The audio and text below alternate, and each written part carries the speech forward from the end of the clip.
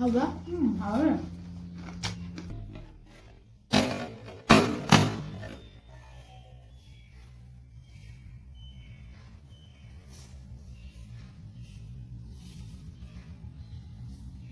이거 통에 제 강제. Hello ma'am, nungainaribo. Bazarne nga macha thomi haidana nga macha di silpa man bisne bako jam chawo sunte jamna pikpa sunate khoi medium chang dune bako ado nga macha se khara leire lupa man bi se khara leire se khongdum ga thonga chaba hawadra ma'am ado khongdum ga thongsira na khali ado jong final da kari ga thongge ai to ado ga hoji se nga se singdok chamthok tana mandana masala khara tesel laga thamme nga se siamdana mandana chamdhoe ado ga masala su to laga thamme ado ga खाम साले बको थाव हपसले आंसाना थाव हपसले nga se mo hapsalaga ngorage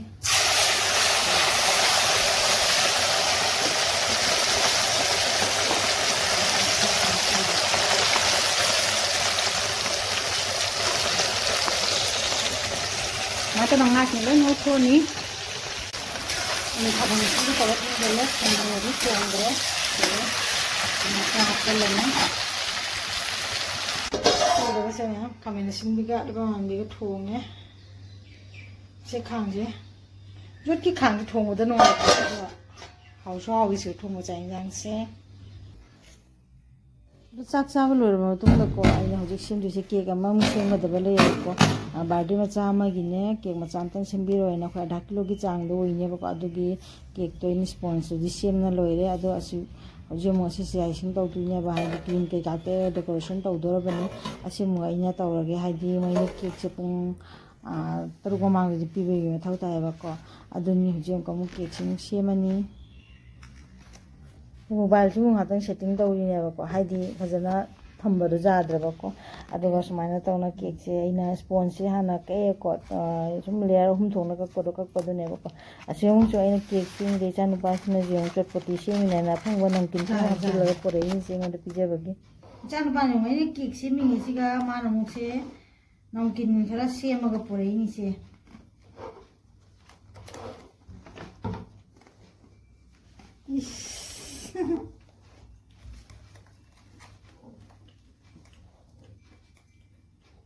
Pulga.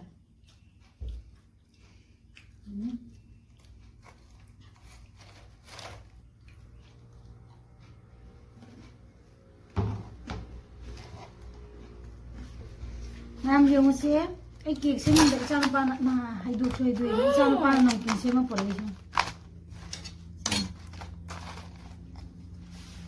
Haga? Haga. मारी नमकीन से चादब का जापोनते नमकीन से खरा चारे हाउसो हाउबको हईने सेमगा पोरे हजी अमुका क्रीम से खरा लौरेबको क्रीम से 300 ग्राम खरा मयें ताना लौनीको 200 ग्राम हेली अदुमाय तौना क्रीम से खरा लौरे क्रीम से सुमाइना हिलांगबो मथौ तायबको खतंग बरफ की चांगदो खतंग जावे मथौ तायबको अदुमाय तौना क्रीम से ओलगा लौरे अदुगा असिसी अमुकमु अइना क्रीम से विटामिन सिंदना फजना बिट तवे मथौ तायबको अदुमु बिट तौदोइनेबको अदु मतम दि चंगेबको अदु नुसासु खरा हाइगलाबिना केक साबसे अइगुइनादि खतंग वासलले केने यामना सायबको रूम से साबा होगलाबिना नुआइत्रे फेन थारगासु नुआइत्रे अदुगा साबगी चांगदुनसु क्रीम से जांगना वासलदो वासलले लाइना तौरेबको अइना सेमदसु तंग नुआइत्रे क्रीम से लौरगा यमको बीट तौरनिको बीट तौरब मतुंगदा क्रम कुट तैरगा पुंखाय मा थम्बगा गुम फाइनल आइसिंग अमु तौदुइनेबको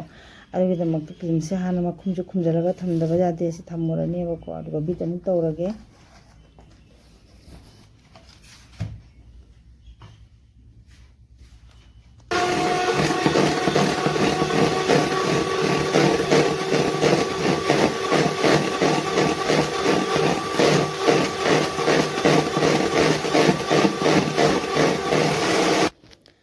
क्रीम के से बीट तब लोदना क्रम कोट तौदना 30 मिनट्स थमुरब मतुंग मोइना सिसे फाइनलाइजिंग तब हौरेबको क्रीम नादी केक से खतंग जांगसु सेमदब जादरे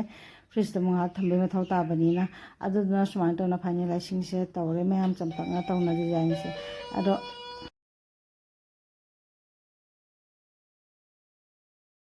ꯑꯗꯣ ꯀꯦꯛꯁꯤ ꯁꯥꯕ ꯃꯇꯝꯗ ꯅꯥꯀꯟꯗ ꯁꯨꯃꯥꯏꯅ ꯈꯔ ꯑꯗꯨꯝ ꯇꯩꯊꯣꯛ ꯀ꯭ꯔꯤꯝ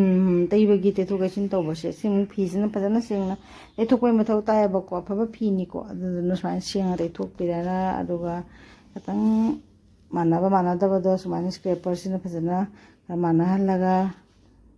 ꯃꯊꯛꯇ ꯗꯤꯖꯥꯏꯟ ꯈꯔ ꯇꯧꯔꯒ ꯀꯦꯛꯁꯦ ꯂꯣꯏꯁꯤꯜꯂꯅꯤꯕꯀꯣ ꯑꯗ ꯁꯨꯃꯥꯏꯅ ꯇꯧꯅ ꯄꯤꯛꯇꯛꯅ ꯇꯧꯅ ꯗꯤꯖꯥꯏꯟꯁꯤꯁꯨ ꯇꯧꯁꯜꯂꯦ ꯌꯥꯝꯅ ꯍꯦꯟꯖꯟꯅ ꯗꯤꯖꯥꯏꯟ ꯇꯧꯔꯛꯀꯅꯣ ꯍꯥꯏꯌꯦꯕꯀꯣ ꯑꯗꯨꯅ ꯌꯥꯝꯅ ꯍꯦꯟꯖꯟꯅꯗꯤ ꯇꯧꯗ꯭ꯔꯦ ꯁꯨꯝ ꯇꯧꯐꯝ ꯊꯣꯛꯄ ꯈꯖꯤꯛꯇꯣ ꯑꯗꯨꯗꯨꯗꯅꯦꯕ ꯇꯧꯔꯤꯁꯦ ꯑꯗꯨꯅ ꯁꯨꯃꯥꯏꯅ ꯇꯧꯅ ꯃꯄꯥꯟꯁꯤꯃꯨꯛ ꯑꯩꯅ ꯗꯤꯖꯥꯏꯟ ꯈꯔ ꯇꯧꯔꯦ ꯑꯗꯨꯒ ꯐꯥꯏꯅꯦꯜꯂꯤ ꯁꯨꯃꯥꯏꯅ ꯇꯧꯅ ꯃꯥꯏ ꯀꯦꯛꯁꯦ ꯔꯦꯗꯤ ꯑꯣꯏꯕꯤꯔꯦꯕꯀꯣ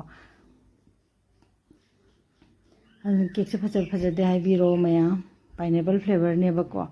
ꯑꯗꯨꯒ ꯍꯧꯖꯤꯛ ꯀꯦꯛꯁꯦ ꯕꯣꯛꯁ ꯑꯃꯨꯛ ꯍꯥꯞꯆꯤꯜꯂꯅꯤ ꯑꯗꯨꯒ ꯁꯨꯃꯥꯏꯅ ꯇꯧꯅ ꯕꯣꯛꯁꯇꯁꯨ ꯍꯥꯞꯆꯤꯜꯂꯦ ꯑꯗꯨꯒ ꯄꯤꯈ꯭ꯔꯅꯤ ꯃꯌꯥꯝ ꯉꯁꯤ ꯑꯩꯅ ꯀꯦꯛ ꯁꯥꯕꯒꯤ ꯚꯤꯗꯤꯑꯣꯁꯤꯁꯨ ꯍꯥꯞꯆꯤꯟꯖꯔꯦ ꯃꯌꯥꯝ ꯊꯦꯡꯛ ꯌꯨ ꯃꯌꯥꯝ ꯉꯁꯤꯒꯤ ꯚꯤꯗꯤꯑꯣꯁꯤ ꯇꯦꯟꯇꯛꯅ ꯇꯧꯔꯒ ꯁꯦꯝꯖꯔꯦ ꯃꯌꯥꯝ ꯕꯥꯏ ꯃꯌꯥꯝ ꯄ꯭ꯂꯤꯖ ꯑꯩꯒꯤ ꯚꯤꯗꯤꯑꯣꯁꯤꯡꯁꯦ ꯅꯨꯡꯉꯥꯏꯕ ꯂꯩꯔꯒꯗꯤ ꯄ꯭ꯂꯤꯖ ꯂꯥꯏꯛ ꯁꯤꯌꯔ ꯁꯕꯁꯀ꯭ꯔꯥꯏꯕ ꯇꯧꯔꯛꯑꯣ ꯑꯗꯨꯒ ꯅꯨꯡꯉꯥꯏꯇꯦꯗꯣ ꯀꯣꯃꯦꯟꯇ ꯈꯔ ꯈꯪꯍꯟꯕꯤꯔꯛꯑꯣ ꯊꯦꯡꯛ ꯌꯨ ꯃꯌꯥꯝ ꯉꯁꯤꯒꯤꯗꯤ ꯕꯥꯏ